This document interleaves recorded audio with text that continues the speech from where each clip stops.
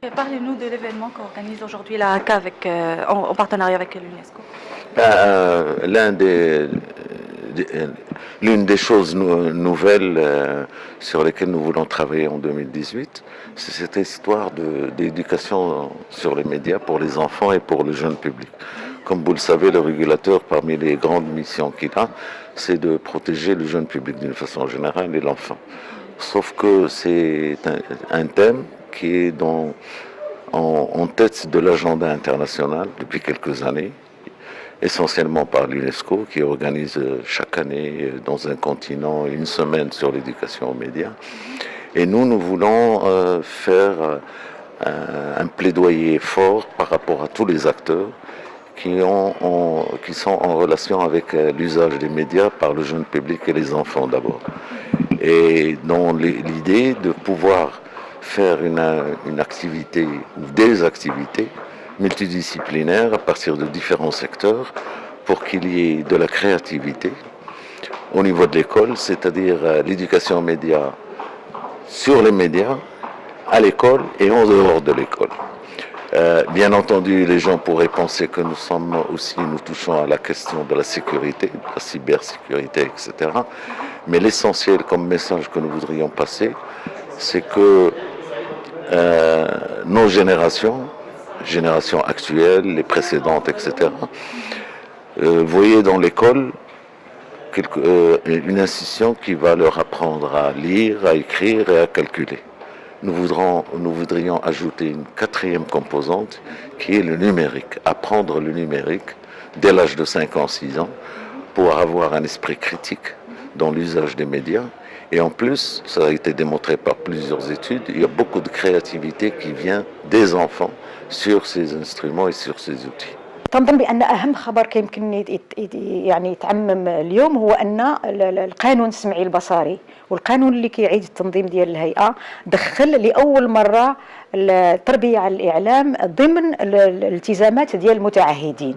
يعني التربية على الإعلام من خلال الإعلام في حد ذاته، وتنظن هذا هو المدخل اللي جعلنا ننظموا هذا اللقاء هذا باش الآن يكون تحسيس اولا بالصدور ديال هذا القانون، ولكن في نفس الوقت نشوفوا حنا كهيئه عليا للاتصال السمعي البصري المتعهدين كيفاش يمكن لنا نفعلوا هذا المقتضى يعني الجديد. ثم ما تنساوش بان هذا اللقاء هو لقاء افريقي، اذا غادي نستمعوا فيه التجارب الاوضاع اللي كاينه في البلدان الافريقيه. بطبيعه الحال النقاش اللي غادي يكون على المستوى الافريقي غيطرح ايضا النفاذ ديال الاطفال المدرسه، لان ما كاينش تعليم مازال ما كاينش معمم بالكامل، ولو ان هناك يعني خطوات كبيره تم القيام بها، ولكن مع ضروره ضمان تعليم لكل الاطفال الافارقه من الضروري ان النوعيه ديال التعليم تستدخل هي بنفسها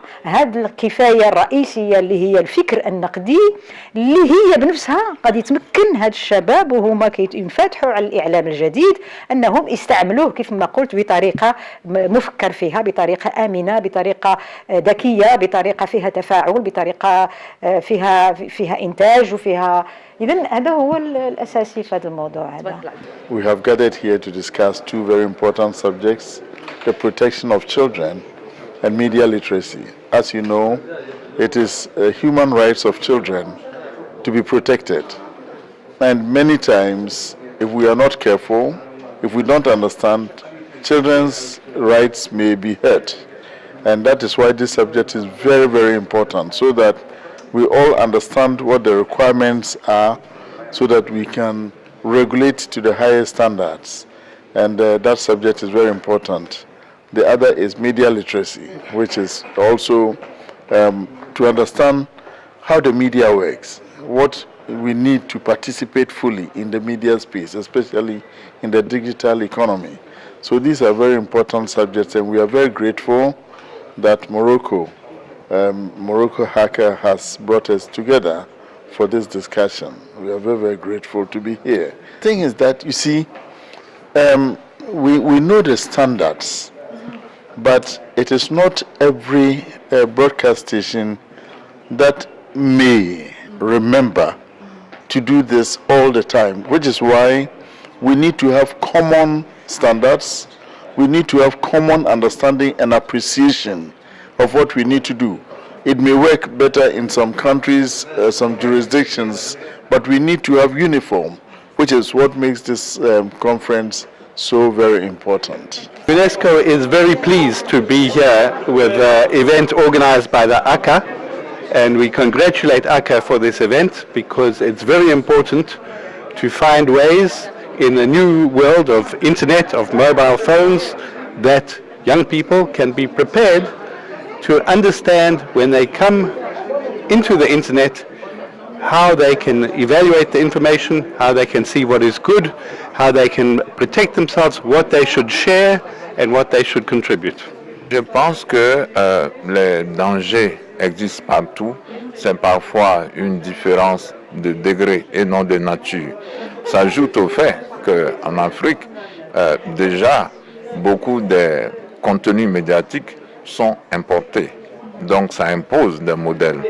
Il se trouve aussi que beaucoup de gens ne sont pas très lettrés. Certains parents ne sont pas lettrés et ne peuvent pas être toujours de bons guides pour les enfants. Donc, effectivement, c'est un problème mondial, global, mais il y a des spécificités africaines qui font aussi qu'en effet, il y a un double effort à faire dans nos pays.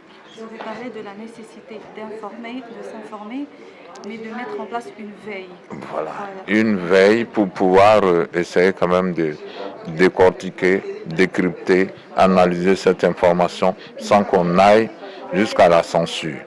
Parce que tout l'enjeu est là. Comment trouver l'équilibre entre une liberté de s'informer et pour autant, il ne faut pas censurer. D'autant plus qu'il n'y a aucun moyen véritable pour censurer. Et il y a quand même des avantages qu'il vaut mieux optimiser plutôt que de lever des digues pour pouvoir censurer ce qu'on ne peut même pas totalement arrêter.